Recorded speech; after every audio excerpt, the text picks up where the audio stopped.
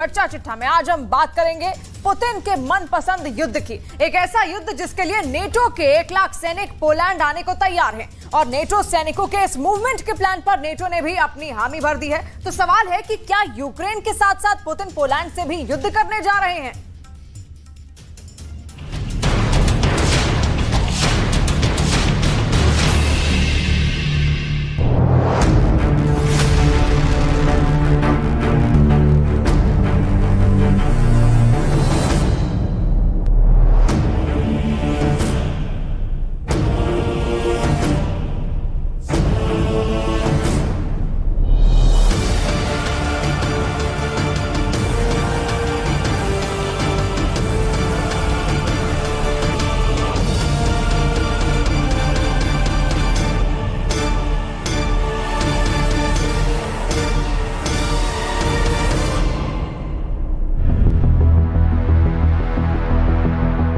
Poland की सेना Belarus border की ओर बढ़ी। बेलारूस से लोहा लेने के लिए अड़ी। दुनिया दूसरे युद्ध से डरी।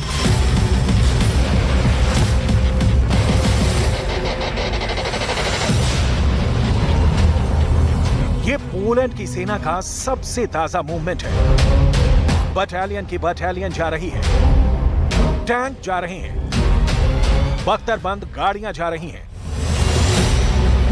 इस वीडियो को मॉस्को में देखा जा रहा है, बेलारूस में देखा जा रहा है।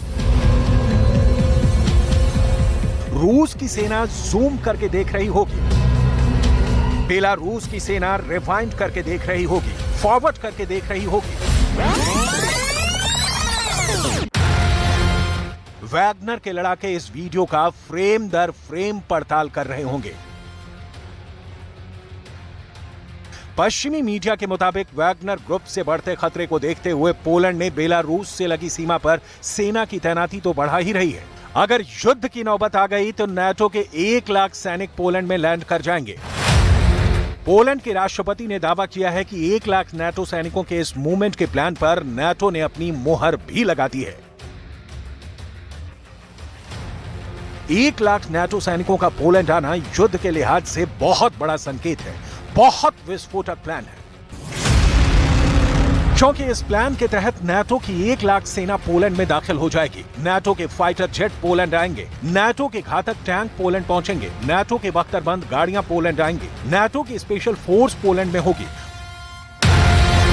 पोलैंड की सबसे बड़ी टेंशन इस वक्त बेलारूस बना हुआ है, क्योंकि पोलैंड के पड़ोसी देश बेलारूस में रूस की कई खतरनाक मिसाइलें तैनात हैं। रूस के परमाणु बम भी अब बेलारूस में लग गए हैं। इसी वजह से पोलैंड को डर है कि यूक्रेन की मदद करने पर पुतिन आज नहीं तो कल उस पर भी हमला कर सकते हैं, क्योंकि अमेरिका और ब्रिटेन के बाद पोलैंड ही यूक्रेन का सबसे बड़ा मददगार देश है। पोलैंड पश्चिमी देशों और यूक्रेन के बीच सबसे अहम कड़ी है। पोलैंड में अभी करीब 10,000 नाटो सैनिक तैनात हैं, जिनमें से अधिकांश अमेरिका की फोर्स है। इसके अलावा युद्ध होने पर 1 लाख और नाटो सैनिक पोलैंड आ जाएंगे। इसके साथ ही साथ नाटो शिखर सम्मेलन में पोलैंड में हथियारों के गोदाम बनाने का फैसला किया गया है। वजह साफ है, पोलैंड सीमा यूक्रेन से लगी हुई है और अमेरिका समेत पश्चिमी देशों से यूक्रेन को मिलने वाली मिलिट्री मदद का रास्ता भी पोलैंड से ही होकर जाता है। यूक्रेन से पोलैंड की 535 किलोमीटर लंबी सीमा लगती है। पोलैंड के जरिए नाटो के हथियार धड़ल्ले से यूक्रेन पहुंच रहे हैं। हथियार चाहे अमेरिका से यूक्रेन आने हो या फिर ब्रिटेन से यूक्रेन को हथियारों की डिलीवरी मिलने वाली हो, हथियार पहले अमेरिका से पोलैंड पहुंचता है। वैसे ही ब्रिटेन से भी पोलैंड पहुंचता है और फिर पोलैंड से सड़क के रास्ते यूक्रेन। इस बीच बेलारूस में वैगनर ग्रुप के लड़ाकों के पहुंचने से पोलैंड की हालत और खराब हो गई है। पश्चिमी मीडिया ने दावा किया कि पोलैंड इस बात से खौफ में है कि वैगनर लड़ाके कभी भी उसकी सीमा में घुस सकते हैं। इसी वजह से पोलैंड ने बेलारूस से लगी सीमा पर हथियार समेत सेना की तैनाती बढ़ा रहा है। और तो और बेलारूस में रूस के लगे परमाणु बमों से घबराए पोलैंड ने अमेरिका से न्यूक्लियर बम की भी मांग की है। पोलैंड का कहना है कि उसे अपनी रक्षा के लिए किसी भी कीमत पर अमेरिका से परमाणु हथियार चाहिए और उसकी घबराहट का अंदाजा इसी बात से लगाया जा सकता है कि पोलैंड के प्रधानमंत्री मार्टोज मोराविएकी ने साफ साफ शब्दों में पोलैंड में परमाणु हथियारों के लगाने की बात कही है। W związku z tym, że Rosja ma zamiar rozmieścić taktyczną broń jądrową na Białorusi, my tym bardziej zwracamy się do całego NATO o wzięcie udziału w programie Nuclear Sharing. Oczywiście przede wszystkim jest to decyzja Amerykanów, ale my nie chcemy siedzieć z założonymi rękoma, kiedy Putin eskaluje różnego rodzaju groźby.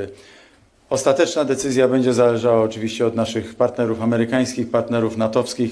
My deklarujemy naszą wolę szybkiego działania w tym zakresie.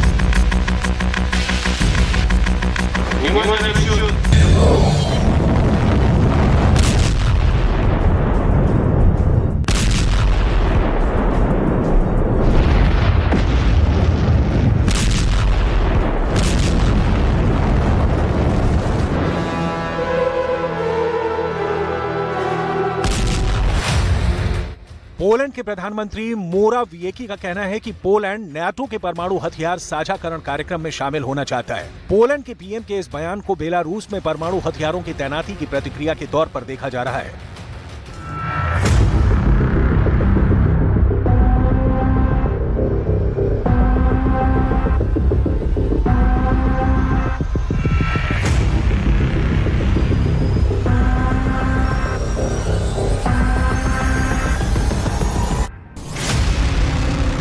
अगर ऐसा हुआ तो Europe में परमाणु युद्ध का एक ऐसा न्यूक्लियर वॉर फ्रंट बन जाएगा। एक तरफ बेलारूस में पहले से ही रूस ने परमाणु हथियार लगा दिए हैं, वहीं दूसरी ओर बेलारूस के पड़ोसी पोलैंड में अमेरिका परमाणु बम लगा देगा। अमेरिका और रूस के परमाणु बम आमने सामने आ जाएंगे। पूरी दुनिया को पता है कि रूस ने अपने परमाणु बमों को बेलारूस में फिट कर दिया है। बेलारूस के साथ साथ रूस के राष्ट्रपति व्लादिमीर पुतिन इसकी पुष्टि कर चुके हैं और परमाणु बमों की पहली खेप बेलारूस पहुंच गई है। और अब बेलारूस के रक्षा मंत्री विक्टर खेनिन ने उस परमाणु बम के मॉडल को लुकाशेंको को भेजकर दुनिया के सामने न्यूक्लियर पिक्चर भी पेश कर चुके हैं। साथ ही साथ बेलारूस से खार खाए देशों को बिना कुछ कहे बहुत ही बड़ी चेतावनी दे दी है। आगे बढ़ने से पहले लुकाशेंको और विक्टर खेनिन के बीच में इस मौके पर क्या बातचीत हुई, इसे सुन लीजिए। Это старое. Так точно. Современное по-другому смотрится. Я потом расскажу точку зрения, как они, чем отличаются и выглядят это уже. Ну вот, чтобы символично было, что это у нас все Копия, находится. да? Это копия первой самой ядерной бомбы, которая была изобретена в Советском Союзе. Пусть наши враги не думают, что мы тут символизмом занимаемся или уж очень радуемся по поводу ядерного оружия. Это просто символически. Это символически. बेलारूस में राष्ट्रपति अलेक्जेंडर लुकाशेंको के ऑफिस से इस वीडियो के सामने आने के बाद दुनिया में बढ़ गया है परमाणु फीवर। नाटो कैंप में फैल गया है न्यूक्लियर फियर। यही वजह है कि पोलैंड ने परमाणु बम की डिमांड के अलावा अमेरिका ही नहीं, दूसरे देशों से भी घातक हथियार खरीदने में जुटा है। पोलैंड के राष्ट्रपति अंद्रेज डूडा पहले ही ये बयान दे चुके हैं कि उनके देश को अपनी जमीन पर अमेरिका के परमाणु बम को तैनात करने में कोई दिक्कत नहीं है। वो अमेरिका के परमाणु हथियारों की मेजबानी के लिए बातचीत कर रहा है। पोलैंड के राष्ट्रपति एंड्रेस डूडा ये बयान दे चुके हैं।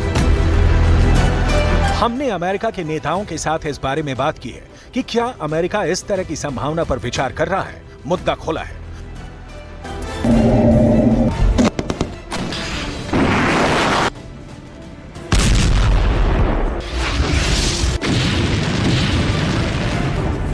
पोलैंड ने आशंका जताई है कि पुतिन यूक्रेन की सेना का सफाया करने के लिए परमाणु हथियारों का इस्तेमाल कर सकते हैं।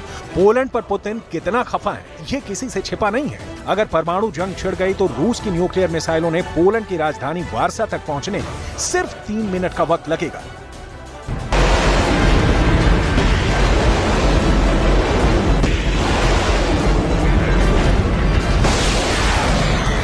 अगर पोलैंड की मांग मानते हुए अमेरिका वहां परमाणु बम लगाने की हरी झंडी दिखा देता है तो पोलैंड यूरोप में 6वां ऐसा देश होगा जहां अमेरिका के परमाणु बम लगे होंगे। फेडरेशन ऑफ अमेरिकन साइंटिस्ट के अनुमान के मुताबिक यूरोप में फिलहाल 5 देशों में अमेरिका के करीब 100 परमाणु बम मौजूद हैं।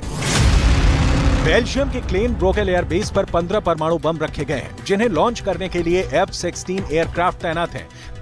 जर्मनी के बुचेल एयरबेस पर 15 परमाणु बम हैं और हमला करने के लिए PA-200 टॉर्नेडो एयरक्राफ्ट की तैनाती है। इटली के एवियानो एयरबेस पर अमेरिका ने 20 परमाणु बम लगा रखे हैं। हमले के लिए F-16 एयरक्राफ्ट तैनात है। वहीं इटली के घेड़ी एयरबेस पर अमेरिका ने 15 परमाणु बम लगा रखे हैं। हमले के लिए PA-200 टॉर्नेडो मौजूद है। नीदरलैंड के वोल्केल एयरबेस पर 15 परमाणु बम लगा रखे हैं और हमले के लिए F-16 एयरक्राफ्ट तैनात हैं। वहीं तुर्की में एनसरलिक एयरबेस पर 20 परमाणु बम होने का अनुमान लगाया गया है। पश्चिमी मीडिया में ऐसा दावा किया गया है कि रूस की वैगनर आर्मी अपने घर में नाकाम बगावत के बाद बेलारूस में एक नया और बहुत बड़ा बेस बना रही है। वैगनर लड़ाकों के बेलारूस पहुंचने की खबरों के बीच पोलैंड ने अपने बॉर्डर की सुरक्षा बढ़ा दी है, क्योंकि पुतिन से बगावत कर चुके येवगेनी पेरोगजिन आगे क्या कर सकते हैं, इसका अंदाजा भी नहीं लगाया जा सकता।